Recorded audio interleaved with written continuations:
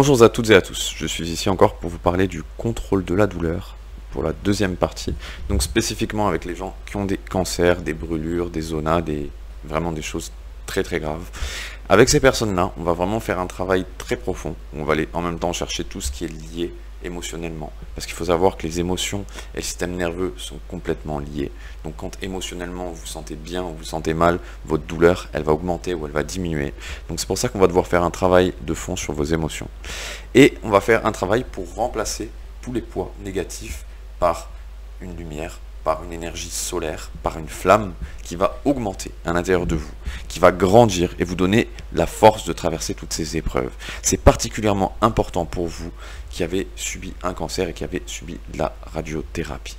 On va travailler aussi par rapport à vos cellules, de la manière dont elles vont subir la radiothérapie, pour vous aider à mieux supporter ces ondes qui détruisent le cancer, mais qui abîment toutes les cellules de votre corps, aussi par la même occasion. On va faire un travail très important sur la projection de votre corps, sur la projection chimique des cellules, de tout un tas de choses à l'intérieur de votre corps, de la manière dont elles doivent se passer. On va vous apprendre à revenir dans un état hypnotique ancré par rapport à l'anesthésie, très très fort, et travailler jour après jour en prenant des nouvelles et en prenant entre nos rendez-vous, bien sûr, du temps pour vous, le soir, de faire certains exercices qu'on va vous donner. Parce que, contrairement aux autres thérapies, ça demande encore plus d'exercices. Parce que c'est très important que vous contrôliez très très bien cet état d'auto-hypnose qui va vous permettre de retourner dans une anesthésie totale ou partielle, mais du moins qui va vous permettre de vous abstenir très souvent de nombreux antidouleurs, qui va vous permettre de vous abstenir de toutes choses comme des antidépresseurs ou des médicaments de ce genre-là.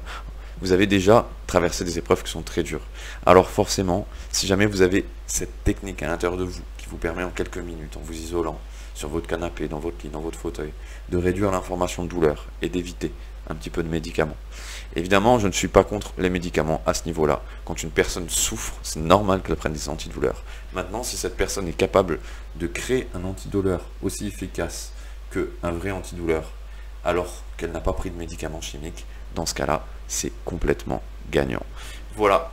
Et je travaille du coup avec pas mal de personnes en général qui ont des cancers, des zonas, des brûlures au niveau de ce qui est de la douleur. C'est quand même assez rare qu'une personne qui a une toute petite douleur vienne nous voir.